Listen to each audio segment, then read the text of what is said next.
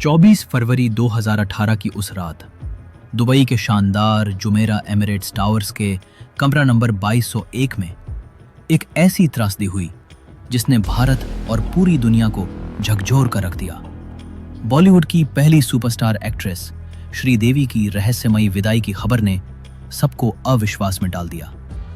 पहले तो लोग इस खबर को झूठ मान रहे थे, लेकिन जल्द ही ये पुष्टि हो गई कि यह सच है। दुबई पुलिस ने इसे बाथटब में डूबने का हादसा बताया, लेकिन क्या यह वाकई एक हादसा था? जब हम इस घटना से 4 दिन पहले की कहानी और उस रात कमरा नंबर 2201 में हुई घटनाओं को जोड़कर देखते हैं, तो ये यकीन करना मुश्किल हो जाता है कि 5 फीट 7 इंच लंबी श्रीदेवी 5 फीट 1 इंच गहरे बाथटब में कैसे डूब सकती थी। तो आखिर क्या है इस रहस्य का सच?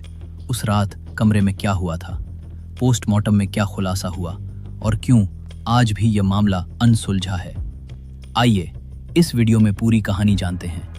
लेकिन पहले, अगर आपने हमारे चैनल को सब्सक्राइब नहीं किया है तो जल्दी से सब्सक्राइब करें और लेटेस्ट अपडेट्स के लिए बेल आइकन दबाना न भूलें। 13 अगस्त 1963 को जन्मी श्रीदेवी, जिनका पूरा नाम श्री अम्मा यंगर अय्यप्पन था, ने अपनी अद्भुत प्रतिभा से फिल्मी दुनिया को जीत लिया। फिल्मों में आने के बाद उन्होंने अपना नाम सिर्फ श्रीदेवी रख लिया। लेकिन आज हम उनकी शानदार फिल्मों की नहीं, बल्कि उनकी रहस्यमयी विदाई की बात करेंगे। आइए सीधे उस कहानी पर चलते हैं जो 21 फरवरी 2018 से शुरू होती है। 21 फरवरी 2018 को बॉलीवुड के मशहूर कपूर खानदान के रिश्तेदार मोहित मरवा की शादी दुबई में होनी थी। ये एक हाई प्रोफाइल शादी थी, क्योंकि मोहित की दुल्हन अंतरा मोतीवाला बिजनेसमैन अनिल अंबानी की पत्नी की भतीजी थी। इस शादी में बॉलीवुड और बिजनेस जगत की कई बड़ी हस्तियां शामिल होने वाली थी। 18 फरवरी 2018 को श्रीदेवी अपने पति बोनी कपूर और छोटी बेटी खुशी कपूर के साथ दुबई पहुंची। उनकी बड़ी बेटी जानवी कपूर अपनी पहली फिल्म धड़क की शूटिंग में व्यस्त होने की वजह से शादी में शामिल नहीं हो सकी। 19 फरवरी 2018 को श्रीदेवी ने इंस्टाग्राम पर एक खूबसूरत तस्वीर पोस्ट की, जिसमें उन्होंने बताया कि वो दुबई पहुंच चुकी हैं। 20 फरवरी से शादी के फंक्शन शुरू हुए। मशहूर डिजाइनर मनीष मल्होत्रा ने अपने इंस्टाग्राम पर तस्वीरें शेयर की, जिनमें श्रीदेवी, अनिल कपूर, करण जौहर और खुद मनीष नजर आए। 21 फरवरी को शादी बड़े धूमधाम से हुई। श्रीदेवी ने इस दिन एक और तस्वीर पोस्ट की, जिसमें वो अंतरा का स्वागत करती दिखी। इस शादी में श्रीदेवी ने जमकर मस्ती की और खूब डांस किया। वो बहुत खुश लग रही थी। शादी के रंग में डूबी श्रीदेवी हर किसी की जान थी। लेकिन जैसे ही यह समारोह खत्म हुआ, एक ऐसी कहानी शुरू हुई जो आज तक रहस्य बनी हुई है। 21 फरवरी को शादी के सभी फंक्शन खत्म होने के बाद बोनी कपूर और खुशी भारत लौट आए, क्योंकि बोनी को लखनऊ में उत्तर प्रदेश इन्वेस्टर्स समिट में हिस्सा लेना था। लेकिन श्रीदेवी दुबई में ही रुक गईं। इसके पीछे 2 कारण बताए गए।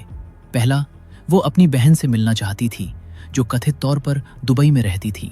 दूसरा, वो जानवी के लिए शॉपिंग करना चाहती थी। श्रीदेवी जुमेरा एमिरेट्स टावर्स के कमरा नंबर 2201 में ठहरी थी। लेकिन होटल रिकॉर्ड्स के मुताबिक अगले 48 घंटों तक, यानी उनकी विदाई तक, वो अपने कमरे से एक बार भी बाहर नहीं निकली। शॉपिंग और परिवार से मिलने की बात थी, तो फिर श्रीदेवी ने खुद को कमरे में क्यों बंद रखा? क्या वो अकेली थी या कोई और भी था? ये सवाल आज भी अनसुलझा है। 24 फरवरी 2018 को श्रीदेवी ने बोनी कपूर से फोन पर बात की और कहा, मैं तुम्हें बहुत मिस कर रही हूं। उनकी बातों से प्रभावित होकर बोनी ने उन्हें सरप्राइज देने का फैसला किया और बिना बताए उसी शाम दुबई के लिए उड़ान भर दी। बोनी के बयान के अनुसार वो शाम 6:20 होटल पहुंचे और कमरा नंबर 2201 पर दस्तक दी। श्रीदेवी ने दरवाजा खोला और उन्हें देखकर खुशी से झूम उठी। दोनों ने करीब आधे घंटे तक सोफे पर बैठ के बातें की। बोनी ने डिनर के लिए बाहर चलने का प्रस्ताव रखा और श्रीदेवी मान गई, लेकिन पहले वो फ्रेश होना चाहती थी। बोनी कपूर के बयान के अनुसार शाम 7 बजे के आसपास श्रीदेवी बाथरूम में नहाने गईं। बोनी कमरे में बैठकर भारत और दक्षिण अफ्रीका के बीच क्रिकेट मैच देखने लगे। 20 मिनट बीत गए, लेकिन श्रीदेवी बाहर नहीं आई। बोनी ने आवाज लगाई, जल्दी करो, हमें लेट हो रहा है। लेकिन कोई जवाब नहीं मिला। चिंतित होकर बोनी बाथरूम के पास गए और फिर से आवाज लगाई, पर सन्नाटा रहा। जब उन्होंने बाथरूम में झांका तो उनकी सांसें थम गईं। बाथटब पानी से भरा था और श्रीदेवी उसमें बेहोश पड़ी थीं। बोनी ने तुरंत श्रीदेवी को बाहर निकाला, उन्हें बाथरूम के फर्श पर लिटाया और कई बार आवाज दी, लेकिन कोई हरकत नहीं हुई। हैरानी की बात यह थी कि बोनी ने तुरंत होटल की इमरजेंसी सेवाओं या पुलिस को फोन करने के बजाय अपने एक दोस्त को बुलाया जो पास ही ठहरा था। दोस्त के आने के बाद होटल की मेडिकल टीम को बुलाया गया। डॉक्टर ने आकर पुष्टि की कि श्रीदेवी की सांसें थम चुकी थीं। फिर भी उन्हें अल रशीद हॉस्पिटल ले जाया गया, जहां डॉक्टरों ने उनकी विदाई की पुष्टि कर दी। रात 9 बजे के आसपास दुबई पुलिस को सूचना दी गई और जांच शुरू हो गई। ये बोनी कपूर का बयान था, जिसे दुबई पुलिस ने सच माना। लेकिन उस रात की एक और कहानी सामने आई जो इस मामले को और रहस्यमयी बनाती है। होटल के एक स्टाफ मेंबर ने दावा किया कि 24 फरवरी की शाम को श्रीदेवी ने रूम सर्विस को फोन करके एक बॉटल पानी मंगवाया था। स्टाफ पानी लेकर कमरा नंबर 2201 पहुंचा और बार बार डोरबेल बजाई, लेकिन कोई जवाब नहीं मिला। स्टाफ ने सीसीटीवी में देखा कि श्रीदेवी अपने कमरे से बाहर नहीं निकली थी। सीनियर को सूचित करने के बाद स्टाफ ने मास्टर की से दरवाजा खोला। अंदर जाने पर श्रीदेवी कहीं नजर नहीं आई। फिर बाथरूम का दरवाजा खुला मिला, जहां श्रीदेवी बेहोशी की हालत में फर्श पर पड़ी थी, बाथटब में नहीं। स्टाफ के मुताबिक उनकी सांसें चल रही थीं।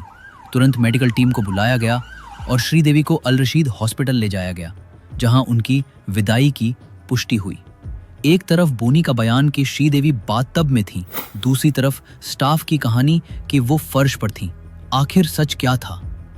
हैरानी की बात यह है कि दुबई पुलिस ने स्टाफ के बयान को जांच में शामिल ही नहीं किया। जब स्थानीय अखबारों ने इस दावे को छापा, तब भी पुलिस ने इसे नजरअंदाज कर दिया। ये सवाल आज भी अनसुलझा है। श्रीदेवी की विदाई की खबर मिलते ही दुबई पुलिस ने तुरंत उनके शव को अपने कब्जे में लिया और 25 फरवरी को पोस्टमार्टम के लिए भेजा। पोस्टमार्टम रिपोर्ट ने चौंकाने वाला खुलासा किया। श्रीदेवी के शरीर में शराब के अंश मिले, जिससे पता चला कि वो नशे की हालत में थी। उनकी विदाई का कारण एक्सीडेंटल ड्राउनिंग यानी हादसे में डूबना बताया गया। उनके पेपरों में पानी मिला, जो इस बात की पुष्टि करता था कि उनकी मृत्यु बाथटब में डूबने से हुई। पुलिस के मुताबिक नशे की हालत में उनका बैलेंस बिगड़ा और वो बाथटब में गिर गईं, जिससे वो संभल नहीं पाईं। लेकिन ये निष्कर्ष कई सवाल खड़े करता है।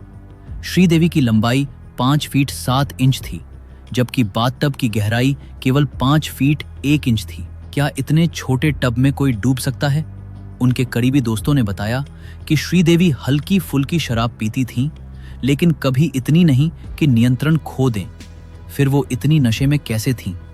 क्या उन्हें जबरदस्ती शराब या कोई नशीला पदार्थ दिया गया था? शुरुआत में संजय कपूर ने दावा किया कि उनकी मृत्यु कार्डियक अरेस्ट से हुई, लेकिन पोस्टमार्टम ने इसे खारिज कर दिया।